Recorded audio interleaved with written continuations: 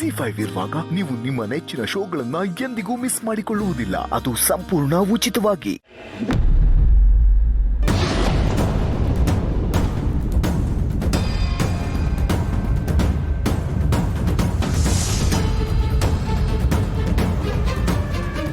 ಯಾಕಮ್ಮ ಪಾರ್ವತಿ, ಒಬ್ಬಳೇ ನಿಂತ್ಕೊಂಡಿದ್ಯಾ? ಯಾರಿಗಾದ್ರೂ ಕಾಯ್ತಿದ್ಯಾ ನೀನು?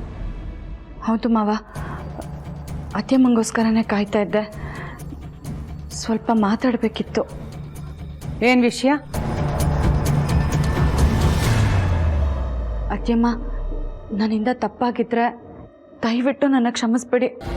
ಆದರೆ ಆಫೀಸಿಗೆ ಹೋಗಿ ಕೆಲಸ ಮಾಡು ಅಂತ ಮಾತ್ರ ಹೇಳ್ಬೇಡಿ ಅತ್ಯಮ್ಮ. ಇಷ್ಟ ಇಲ್ಲದೆ ಇರೋ ಕೆಲಸನ ಬಲವಂತದಿಂದ ಮಾಡಬಾರ್ದು ಅಂತ ನೀವೇ ನನಗೆ ಹೇಳಿದ್ದೀರಾ. ಹೀಗಿರುವಾಗ ನನಗಿಷ್ಟ ಇಲ್ಲ ಅಂದರೂ ನೀವೇ ನನ್ನ ಬಲವಂತ ಮಾಡಿ ಆಫೀಸಿಗೆ ಕಳಿಸ್ತಾ ಇದ್ದೀರಲ್ಲ. ಹಾಗಾದರೆ ನಾನು ಹೇಳ್ತಿರೋದು ತಪ್ಪು ಅಂತೀಯಾ? ಅಯ್ಯೋ ಇಲ್ಲ ಅತ್ಯಮ್ಮ, ನನಗೆ ಗೊತ್ತಿಲ್ಲದೆ ಇರೋ, ನನಗಿಷ್ಟ ಇಲ್ಲದೆ ಇರೋ ಕೆಲಸನ ನಾನು ಹೇಗೆ ಮಾಡಲಿ ಅಂತ ಕೇಳ್ತಾ ಇದ್ದೀನಿ. ನೋಡಮ್ಮ ಪಾರ್ವತಿ, ನೀನು ಜನನಿ ಬಗ್ಗೆ, ಅವಳು ಮಾಡ್ತಿರೋ ಕೆಲಸದ ಬಗ್ಗೆ ಕೇವಲವಾಗಿ ಮಾತಾಡ್ದಿ ಅನ್ನೋ ಕಾರಣಕ್ಕೆ ಅವಳ ಜಾಗದಲ್ಲಿ ನಿಂತು ನೀನು ಕೆಲಸ ನಿಭಾಯಿಸು ಅಂತ ನಿನಗೆ ಹೇಳಿರೋದು. ನನ್ನ ನಿರ್ಧಾರದಲ್ಲಿ ಯಾವ ಬದಲಾವಣೆನೂ ಇಲ್ಲ ಅಂತ ಹೇಳಿದ್ದೀನಿ ತಾನೇ? ಮತ್ತ್ಯಾಕೆ ಕೇಳ್ತಿದೀಯಾ? ಅತ್ಯಮ್ಮ ಹಾಗೆ ಹೇಳ್ಬೇಡಿ. ಬೇಕಾದರೆ ನಾನು ಜನನಿ ಹತ್ರನೂ ಕ್ಷಮೆ ಕೇಳ್ತೀನಿ.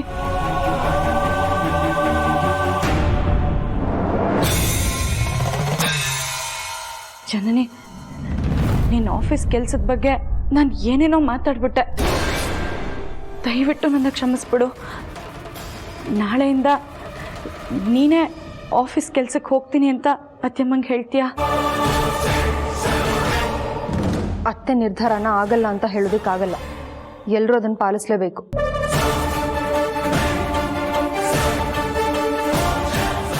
ಮಾಡಿದ ತಪ್ಪಿಗೆ ಕೆಲವು ಸಲ ಕ್ಷಮೆ ಇರುತ್ತೆ, ಕೆಲವು ಸಲ ಶಿಕ್ಷೆ ಇರುತ್ತೆ. ನೀನು ಜನನಿ ಜೊತೆ ನಡ್ಕೊಂಡಿರೋ ರೀತಿಗೆ ನಿನಗೆ ನಾನು ಈ ಜವಾಬ್ದಾರಿನ ಶಿಕ್ಷೆಯಾಗಿ ಕೊಡ್ತಾ ಇದ್ದೀನಿ. ನೀನಿದನ್ನ ಅನುಭವಿಸಲೇಬೇಕು.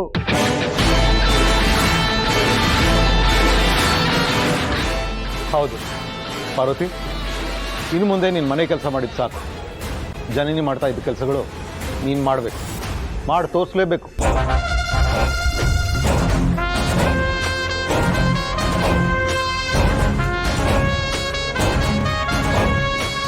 ಅಲ್ಲ ಮಾವ, ನೀವು ಹೀಗೆ ಹೇಳ್ತಾ ಇದ್ದೀರಾ? ಹೌದು, ಅದರಲ್ಲಿ ತಪ್ಪೇನಿದೆ? ಹೊಸ ಜಾಗ, ಹೊಸ ಕೆಲಸ ಮಾಡಿದ್ರೆ ತಾನೇ ಅನುಭವ ಬರೋದು. ಇದ್ರ ಬಗ್ಗೆ ಆದಿತ್ಯ ಹತ್ರ ನಾನು ಮಾತಾಡ್ತೀನಿ. ಅವನು ಒಪ್ಸೋ ಜವಾಬ್ದಾರಿ ನಂದು.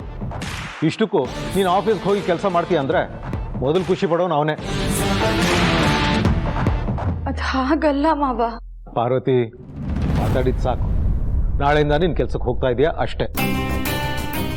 ಜಯ, ಜನನಿ ಮಾಡ್ತಿದ್ದ ಕೆಲಸಗಳ ಡೀಟೇಲ್ಸ್ ಪಾರ್ವತಿಗೆ ಬ್ರೀಫ್ ಮಾಡು. Okay sir.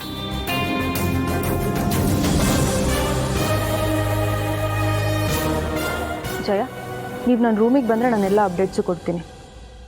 ಪಾರು, ಹೋಗೋಣವಾ?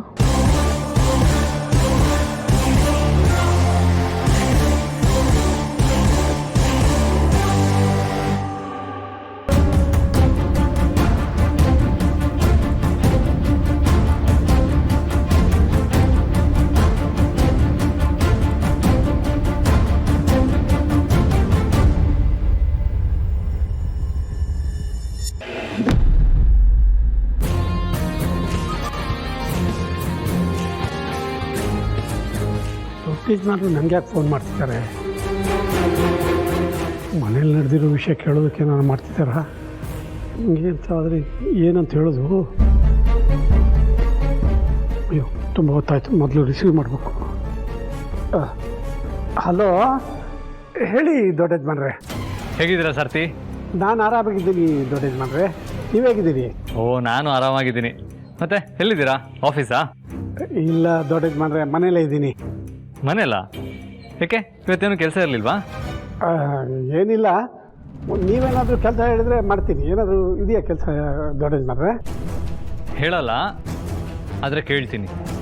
ನೀವು ನಿಜ ಹೇಳಬೇಕು. ನಾನು ಸುಳ್ಳು ಹೇಳ್ತೀನಿ ದೊಡ್ಡ ಯಜಮಾನ್ರೆ. ಹೇಳಿ. ಪಾರು ಆರಾಮಾಗಿದ್ದಾಳಾ? ಹಾಂ, ಆರಾಮಾಗಿ ಇದ್ದಾಳೆ ದೊಡ್ಡ ಯಜಮಾನ್ರೆ. ಅಲ್ಲ, ಮನೇಲೇನು ಸಮಸ್ಯೆ ಇಲ್ಲ ತಾನೆ? ಇಲ್ಲ ಇಲ್ಲ ದೊಡ್ಡ ಯಜಮಾನ್ರೆ. ಸಾರ್ಥಿ, ನೀವು ನನಗೆ ಹೆಣ್ಣು ಕೊಟ್ಟಿರೋ ಮಾವ, ಅದಕ್ಕಿಂತ ಹೆಚ್ಚಾಗಿ ನನ್ನ ಚಿಕ್ಕ ವಯಸ್ಸಿಂದ ಸಾಕಿ ತಂದೆ ಸ್ಥಾನದಲ್ಲಿರೋರು. ದಯವಿಟ್ಟು ನನ್ನ ಹತ್ರ ಯಾವ ವಿಷಯನೂ ಮುಚ್ಚಿಡಬೇಡಿ ಸಾರ್ಥಿ. ನಾನು ನಿನ್ನೆ ಪಾರು ಕಾಲ್ ಮಾಡಿದ್ದೆ, ಅವಳು ನನ್ನ ಹತ್ರ ಸರಿಯಾಗಿ ಮಾತಾಡಲೇ ಇಲ್ಲ.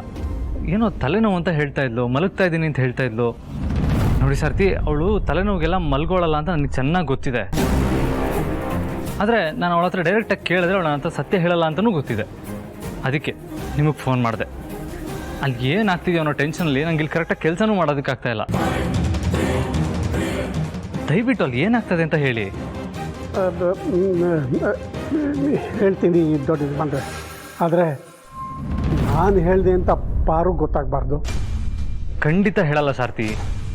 ದೊಡ್ಡ ಯಜಮಾನ್ರೆ, ನೀವು ಇಲ್ಲದೇ ಇರೋ ಸಂದರ್ಭದಲ್ಲಿ ಮನೇಲಿ ಏನೇನೋ ಘಟನೆಗಳಾಗೋಯ್ತು. ನಿಮಗೆ ಮನೆ ಕೆಲಸ ಎಲ್ಲ ಕಷ್ಟ ಆಗುತ್ತೆ ಅಂದ್ರೆ ಏನ್ ನಿಮ್ಮ ಮಾತಿನ ಅರ್ಥ? ನೀವು ಮಾಡೋ ಮನೆ ಕೆಲ್ಸದ ಮುಂದೆ ನಾನು ಆಫೀಸಿಗೆ ಹೋಗಿ ಮಾಡೋ ಕೆಲಸ ಏನೋ ಅಲ್ಲ ಅಂತನಾ?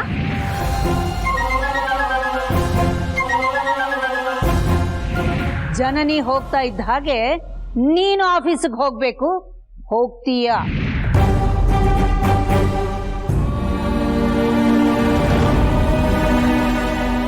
ಅಲ್ಲ ಅಖಿಲ, ಅದು please, no more discussion.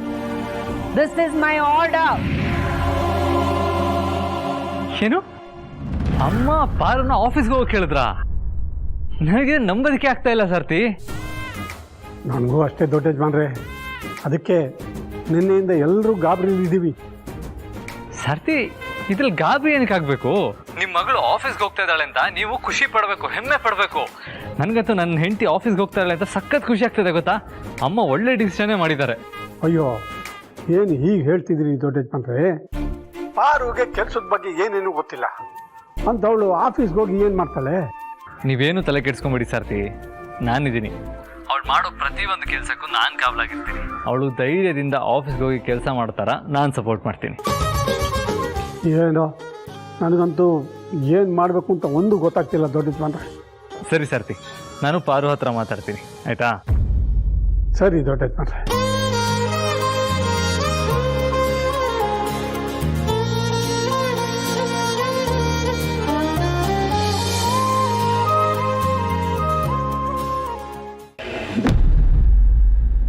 Good evening ma'am.